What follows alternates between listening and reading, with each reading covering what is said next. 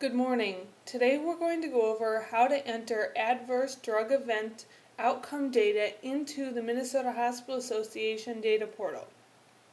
The first thing you'll need to do is to open your web browser. I have Firefox opened here, but you can use Internet Explorer, Google Chrome, or anything else that you have on your machine. Then you want to go up and enter the web address.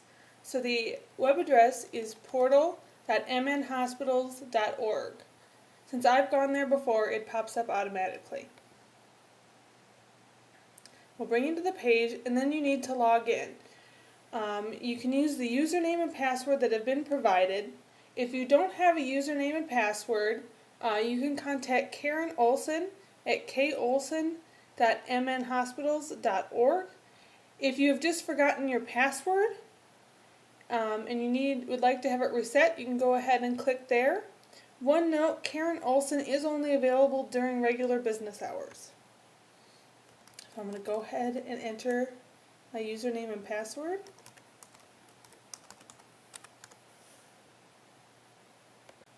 You will then be brought to this landing page. It says My MHA Applications Call to Action page. You'll need to click here to enter. You will then be brought to your hospital's page that has all of the roadmap and outcome data collection pieces on it. If you are assigned to multiple facilities, you will see this at the top that says please choose a facility, and that will allow you to move back and forth between facilities. So today we're going to do the adverse drug event outcome data. There are two different places you can click to do that. There's at the top of the page where it says outcome data collection, adverse drug events. You can click that link and go there. Or if you're assigned to the adverse drug event roadmap, there will also be a link over on the right hand side. So this is for falls, but if this was the adverse drug event roadmap, it would also be right over here. They'll both take you to the same place, so it doesn't matter which one you click on. So then you click on adverse drug events, and the page will come up. So a little bit of orientation to the page. So over here on the left is kind of a glossary of different terms and information you may need when entering data. So you can click on these and they will bring up pages that have the different definitions on them. So at the top it says reporting period. So right now we're looking at 2013 second quarter. Current data submission status is incomplete because we haven't done anything yet. And then the different numerators and denominators, and then at the bottom we have the historical adverse drug event data. So if we've entered data in previous quarters, it would show up below. So let's go ahead and we'll say we're going to enter INRs.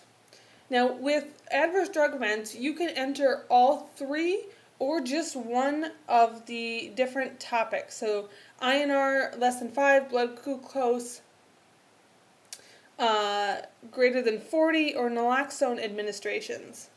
So once you click the box to the left of the descriptor, it gets a checkbox there.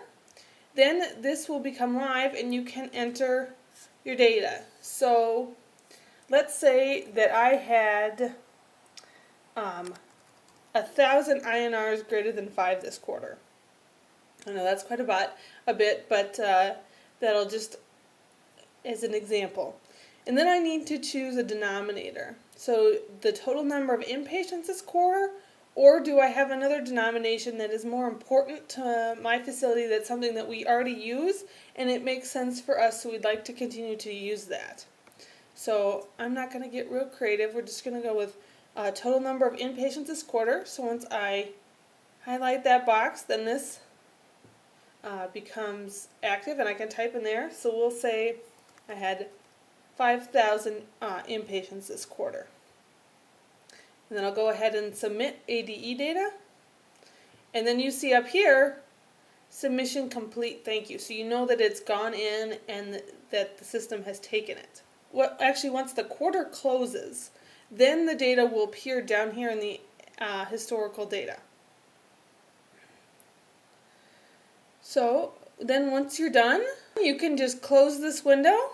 And since I've got the tabs feature enabled, it just came up as a tab, so I can close that. and it'll bring me back to the Minnesota, or my hospital's homepage. So then if I need to enter either the falls, pressure ulcers, or any other roadmap data, I can do that.